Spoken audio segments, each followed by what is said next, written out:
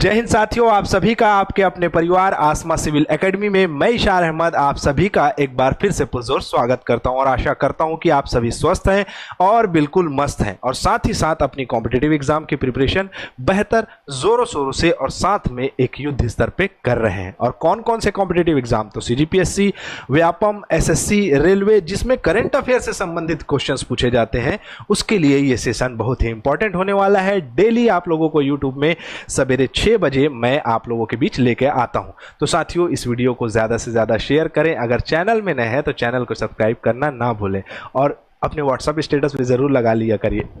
चलिए अपना सत्र स्टार्ट करते हैं। आज थोड़ा गला खराब है, इससे फर्क पड़ता है क्या? नहीं पड़ता।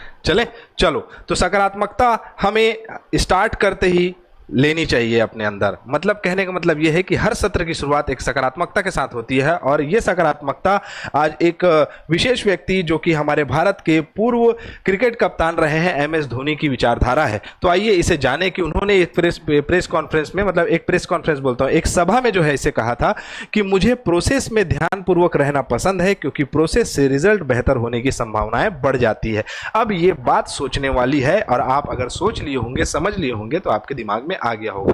लेकिन एग्जांपल देके मैं आप लोगों को समझाऊं कि अगर आपको कोई बेहतर डिश बनाना है, dish banana in the sense कि कुछ पकवान बनाने हैं। मान के चलिए अब छत्तीसगढ़ वाले हैं तो हम लोग बना रहे हैं, मान के चलो फरा।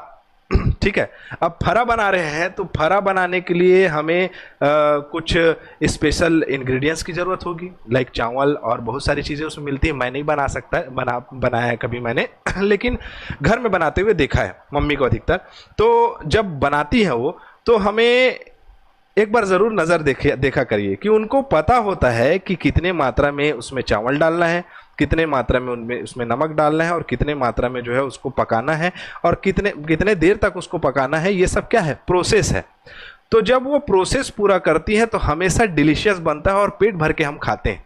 लेकिन साथियों, अगर हम उस जगह में जाएं, बिना प्रोसेस को जाने हम अगर बनाने भिड़ जाएं, जो नहीं बनाता है उसकी बात कर रहा हूं मैं, तो क्या होगा कि अच्छा बनाना है, अच्छा बनाना है, अच्छा बनाना है, बेहतर बनाना है के चक्कर में क्या होगा कि कहीं ना कहीं संभावनाएं कम हो जाती हैं। ठीक है, और संभावनाएं जब कम हो जाती हैं तो हमें रिजल्ट जो है वो अच्छे से दिखता नहीं है। लेकिन जब मम्मी बनाती है तो बेहतर बनता है क्योंकि मम्मी को बेहतर तरीके से प्रोसेस पता है और प्रोसेस में ही रह के हम क्या कर सकते हैं? अपने लक्ष्य को प्राप्त कर सकते हैं। तो हमेशा हमें किस पे ध्यान देना चाहिए? प्रोसेस में। और मैं रोज बोलूंगा कि रोज रात के कौन सा डोज लो, तो रोज रात के क्या करोगे, रोज रात के क्या करोगे, बार बार बोलूंगा, तो प्लान करोगे। Plan is must for our life. जो भी पढ़ना है एक रात के तैयार कर लो, दूसरे दिन उसके लिए पूरा का पूरा जीवन झोंक दो अपना, आपको आपके लक्ष्य से कोई नहीं भटका सकता। ठीक है, चलिए स्टार्ट करते हैं अब हम अपना सत्र। तो लास्ट टाइम जो मैंने क्वेश्चन पूछा था वो ये था कि सुजाता सैनिक किस राज्य की पहली महिला मुख्य सचिव बनी है? सॉरी, ठीक है, तो महाराष्ट्र की बनी है, अपने को पता है। ठीक है, और किन किन लोगों ने सही आंसर दिया है? तो श्री ने कहा है जय महाराष्ट्र। बाबूराव गणपत राव वापटे वाला मूवी था ना भाई, क्या नाम था उसका, फिर हेरा फेरी वाला जवाब है जय महाराष्ट्र। तो महाराष्ट्र की बनी है। महाराष्ट्र गेमिंग ने सही आंसर दिया है। आज हमेशा जो है वो पेचीदा आंसर देते थे, लेकिन आज बहुत अच्छा आंसर दिया है। कविता नीलमरकर ने कहा है कि सुजाता सैनिक महाराष्ट्र की चीफ सेक्रेटरी बनी है। वेरी गुड कविता। उसके बाद है शशि टंडन। सर शशि टंडन नाम है मेरा। ओके, ठीक है बच्चा, ठीक है। तो आपका इन्होंने भी, शशि ने भी बहुत ही बेस्ट आंसर दिया है। इसी प्रकार से शुरू से लेकर अंत तक के सत्र को देखना ना भूलें। ठीक है, लेक नहीं करना है कि अगर आप इसमें लयबद्धता बनाए रखेंगे, मैं इसलिए जो है ड्यूरेशन को कम भी रखा हूं क्योंकि अगर आप रोज इसी तरीके से याद करेंगे तो बहुत सारे स्टैटिक पोर्शन भी आपको याद हो जाएंगे, बहुत सारे डायनेमिक पोर्शन भी याद हो जाएंगे और आप अपने एग्जाम के लिए जिसमें करंट अफेयर पूछा जाता है, साथ ही साथ जीके जीएस पूछा जाता है, उसके लिए बेस्ट हो जाएंगे आप। ठीक है, तो चलिए आज का दिवस कौन सा है? तो विश्व जूनोसिस दिवस है आज। ठीक है, 6 जुलाई को मनाया जाता है। मैं तो पहले ही आंसर बता देता हूं, तो मेरा तो काम ही ना आंसर बताना। तो 6 जुलाई को मनाया जाता है, ये आप लोगों को पता होना चाहिए। ठीक है, और ये क्या है जूनोसिस? तो ये जीव जंतुओं में होने वाली एक बीमारी है जो बैक्टीरिया, कवक, फंगी, ये सब सारी चीजों से फैलता है और इंसानों तक ये पहुंच जाता है। तो इसके लिए जो है, इसके रोकथाम के लिए वैश्विक स्तर पे ये बनाया जाता है विश्व जूनोसिस दिवस। 6 जुलाई को जूनोटिक रोग का प्रसार को रोकना और मैंने बताया कि इसकी जागरूकता फैलाना, इसके लिए ये जो है आपका दिवस मनाया जाता है। अगर हम बात करें कि 6 जुलाई 1885 में इसका टीका सबसे पहले किसने लगाया था, तो लुई पास्चर ने लगाया था। ये रहे लुई पास्चर, और इनके जो है आपका इस दिवस के समय से जो है इसको बनाया जाता है। ठीक है, पूरे दुनिया भर में। भारत के किस राज्य में दुनिया का सबसे पुराना शुतुरमुर्ग का घोंसला मिला है? देखो भाई, कभी भी ऐसा प्रश्न पूछे तो मैं एक मतलब आइडिया बता रहा हूं, समझ रहे हो ना, क्वेश्चन का आंसर लगाने का या तो फिर वो नर्मदा नदी घाटी क्षेत्र होगा, या तो फिर वो कृष्णा नदी घाटी क्षेत्र होगा। आइए छोटा सा एक मैप बना लें, भारत का नक्शा बना लें, जिसमें हम इसको जानेंगे। देखो साथियों, बात ऐसी है कि ये हमारा प्यारा सा क्या है, भारत है। समझिएगा, बात बहुत समझने योग्य है, और अगर समझ गए तो फिर खेल हो गया। ये विंध्य पर्वत श्रेणी और उसके नीचे सतपुड़ा के घने जंगल, बड़े अनमने जंगल। यहाँ मैकल श्रेणी से निकलेगी कौन सी नदी, तो आपका नर्मदा नदी। तो इस नदी घाटी क्षेत्र में पुरातात्विक खुदाई या पुरातात्विक चीजें मिलेंगी। उसके बाद आपको ये वाला भाग मिलेगा आंध्र प्रदेश वाला क्षेत्र, यहाँ पर बन गया तमिलनाडु, और ये केरल वाला क्षेत्र। यहाँ से जो है नदी निकलती कौन सी, तो कृष्णा नदी। ये कृष्णा नदी प्रवाह क्षेत्र पूरा आता है तमिलनाडु, आंध्र प्रदेश, केरल वाले क्षेत्र में। ठीक है, कर्नाटक के कुछ भाग में। तो ये क्षेत्र में आपको मुख्य रूप से पुराने फॉसिल्स, जीवाश्म देखने को मिलेंगे। कहाँ, तो आपका इस क्षेत्र में, इस नदी घाटी क्षेत्र में। तो आंसर लगा लिया होगा आपने, मैं बता देता हूं। तो कहाँ है आपका, तो आंध्र प्रदेश। आंध्र प्रदेश इसका आंसर है, जहां पर पुराने शुतुरमुर्ग के क्या मिले हैं, घोंसले के साक्ष्य मिले हैं। तो ये पुरातात्विक, जब हम पाषाण काल पढ़ेंगे जीएस वाले पोर्शन में, तो हमें ये याद रखना है। ठीक है, और आप पाषाण काल आया है तो मैं एक और चीज बता देता हूं कि तमिलनाडु, कहाँ, तमिलनाडु। ठीक है, तमिलनाडु के प्रश्न पूछा है ना, पल्लावरम, कहाँ, पल्लावरम में जो है कुल्हाड़ी सभ्यता के, कुल्हाड़ी सभ्यता के साक्ष्य मिलते हैं। अब मैं ये क्यों बता रहा हूं, क्योंकि 2 मेथड्स हैं जिससे कि पुरातात्विक खुदाई की जाती है। एक है C14 मेथड, अब तो बहुत सारे आ गए हैं लेकिन परीक्षा के लिए ये महत्वपूर्ण है। C14 मेथड, कार्बन 14, जिसमें सिंधु घाटी सभ्यता को खोजा गया था, जिसमें जीवाश्म के द्वारा साक्ष्य का पता लगाया जाता है। और एक है आपका यूरेनियम मेथड, यूरेनियम मेथड में जिसमें चट्टान, ठीक है, चट्टानों के द्वारा, चट्टाने मतलब कि जो पत्थर है उसके माध्यम से हम किसी भी वस्तु की आयु का पता करते हैं। ठीक है, चलें आगे बढ़ते हैं, इतना जानना हमारे लिए जरूरी था।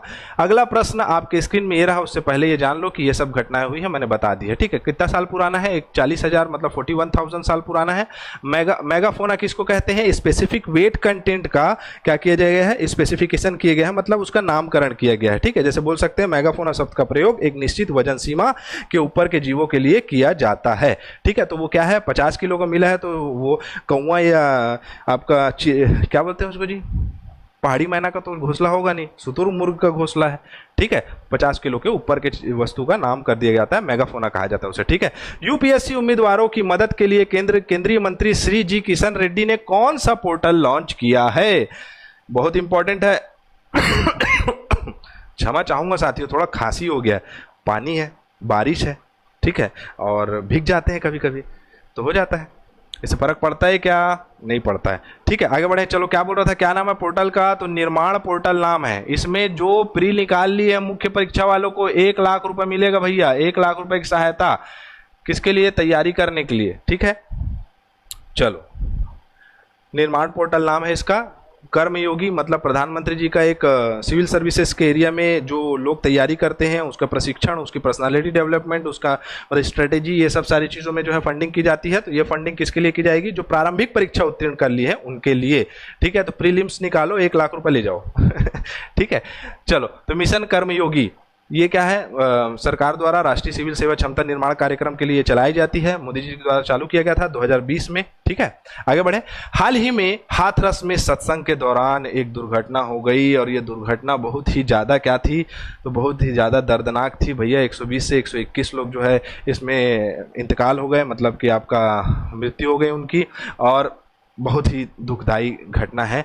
दरअसल बात ऐसी है साथियों, समझने वाली बात है कि हमारे भारत में आप ये देखते होंगे कि आप यूट्यूब में हैं, यूट्यूब में मुझे देख रहे हैं, साथ ही साथ आप बहुत सारे ऐसे यूट्यूबर्स को देखते होंगे जिनकी वीडियोस आपको पसंद आती होगी, ठीक है, मेरी पसंद आती होगी तो लाइक ज़रूर करिएगा और कमेंट कर दीजिएगा, ठीक है। चलो, मैंने तो अभी स्टार्ट किया है। फिर उसके बाद तो ऐसे फॉलोअर्स और बहुत सारे जो है आपका देखा जा सकता है मतलब चाहने वाले लोग विभिन्न विभिन्न क्षेत्रों में हैं, सिर्फ सोशल मीडिया में नहीं। वैसे ही बाबा जी एक जो है उन्होंने ये सत्संग करवाया हाथरस में, और कैपेसिटी अगर बोला जा सकता है जहां सत्संग कराई गई थी तो 1000 से 1500 लोगों की थी, और आ गए हज़ारों में लोग।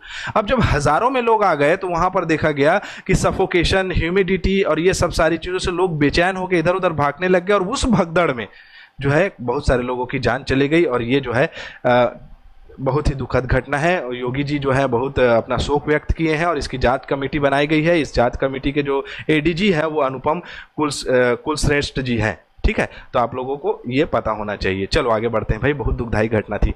निम्नलिखित में से किसे उपराष्ट्रीय सुरक्षा सलाहकार नियुक्त किया गया है? किसे उपराष्ट्रीय सुरक्षा सलाहकार नियुक्त किया गया है?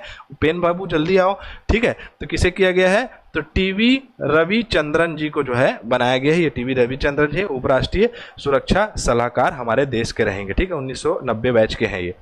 आगे बढ़े, नियुक्ति संबंधित प्रश्न याद रखे करो। एक बार क्या करूंगा, पहले महीना भर 20 दिन जो है चलने देते हैं, देन उसके बाद सारा जो है प्रॉपर सेगमेंट नियुक्ति का अलग बनाएंगे, खेल का अलग बनाएंगे, जिससे कि सारी चीजें याद हो जाएगी। ये चलते रहेगा सेशन, लेकिन वो भी आते रहेगा, ठीक है। चलो, डिक स्कॉफ ने किस देश के प्रधानमंत्री के रूप में शपथ ली है? किस देश के प्रधानमंत्री बन गए? डिक स्कॉफ बन गए हैं कहाँ के? तो नीदरलैंड के, है ना, नीदरलैंड के ये जो है आपका प्रधानमंत्री कौन है? तो डिक स्कॉफ आपको पता होना चाहिए।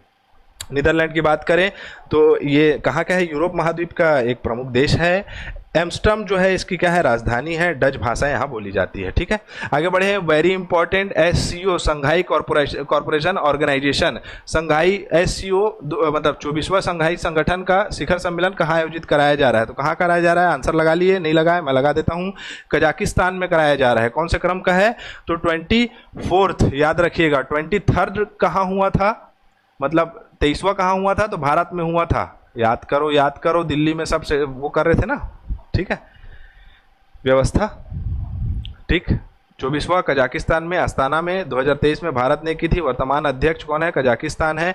बेलारूस नया सदस्य बना है। और इस SCO के सदस्य देश की बात करें तो चीन, रूस, Bharat, Pakistan, Kazakhstan, Kyrgyzstan, Tajikistan, Uzbekistan ये सब हैं, ठीक है। चलो, संघाई और सहयोग संगठन की बात करें तो आपका 2001 में इसकी स्थापना हुई है। बीजिंग चीन में इसका मुख्यालय है। और झांगमिंग, ये कौन है? झांगमिंग महासचिव हैं इसके, ठीक है। क्लियर? आगे बढ़े, ये पता होना चाहिए। इनमें से किन्हें पहला के सरस्वती अम्मा पुरस्कार मिला है? के सरस्वती अम्मा दक्षिण भारत की एक महिला लेखिका है जो कि मुख्य रूप से नारीवाद में ये लेख लिखती हैं, उनके लिए जो है दिया जाता है। तो पी गीता को मिला है ये पुरस्कार, ठीक है। तो ये आप याद रख सकते हैं, पी गीता, ये रही पी गीता, इनको प्रदान किया गया है क्या? तो के सरस्वती अम्मा पुरस्कार इनके लेखन के लिए, ठीक है। इन्होंने क्या लिखा है पी गीता ने? आन ठचुकल, ठीक है, पुरुष रचनाएं हैं जिसके लिए इनको दिया गया है। यह है के सरस्वती अम्मा, साहित्यकार हैं, पुरस्कार मतलब इनके नाम से दिया जाता है, ठीक है। अगला, निम्न में से किसने स्पाइस अवार्ड, स्पाइसेस मसाला बताया था ना, मसाला ठीक से डालोगे, मसाला अच्छे से डालोगे बिरयानी में या आपका फरा में तो अच्छा बनेगा, ठीक है। तो किसको मिला है?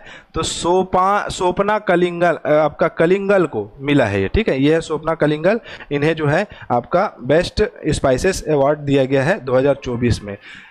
क्लियर? आगे बढ़े। अगर हम भारतीय मसाला अनुसंधान की बात करें, कोझिकोड में है, कोझिकोड जी, वो कोझिकोड शहर केरल में, अरे मालाबार तट में, अरे पता होगा ना आप लोग को, नहीं पता है क्या? चलो बताता हूँ, बता रहा हूँ, मैं ऐसे ही बोलता हूँ सर, आप ऐसे बोलते हो, बोल दोगे तो गड़बड़ हो जाएगा। चलो बेटा इधर आ जाओ। ये हो गया दक्षिण भारत, ये वाला क्षेत्र केरल का तट को क्या कहा जाता है? तो मालाबार तट कहा जाता है। यहाँ पर मिलेगा आपको कोझिकोड, ठीक है, जिसको हम किस नाम से जानते हैं? आपका कालीकट। किस नाम से जानते हैं? कालीकट, कालीकट के नाम से, यही तो वास्को डी गामा आया था ना। ठीक है, मसालों के लिए बहुत फेमस जगह है। और आप लोग को एक और अपडेट बता दूं कि केरल का नाम जो है बदल के केरलम कर दिया गया है। क्या कर दिया गया है? केरलम। और केरलम जो है उसका ऑफिशियल नाम हो जाएगा। ठीक है, आर्टिकल 3 में चेंजेस करके ये किया जाता है। ठीक है, आर्टिकल 1 में अब जो केरल नाम जगह होगा उसका नाम क्या कर दिया जाएगा? तो केरलम कर दिया जाएगा। ठीक है, वहाँ की भाषा क्या है आप लोग कमेंट बॉक्स में बताइएगा। किस भारतीय शतरंज खिलाड़ी ने लियोन मास्टर शतरंज चैंपियनशिप 2024 जीता है? तो मैं क्यों बताऊं, ये आप लोग के लिए है ना, क्वेश्चन बना हुआ तो आप लोग के लिए है, तो आप लोगों को इसका आंसर देना है। ठीक है, इसका आंसर डी गुकेश, प्रज्ञा दहन, निहाल सीरीन, विश्वनाथ आनंद। आप लोगों के लिए आंसर, आप लोगों का आंसर का मैं वेट करूंगा। ठीक है साथियों, और अगर आपको सेशन पसंद आया है तो चैनल को लाइक करेगा, सब्सक्राइब करिएगा। और अभी तक अगर हमारे टेलीग्राम चैनल में नहीं जुड़े हैं तो टेलीग्राम चैनल में जुड़ जाइए और इस वीडियो को ज़्यादा से ज़्यादा शेयर करें। इसी के साथ मैं इजाज़त चाहूँगा। जय हिंद, जय भारत।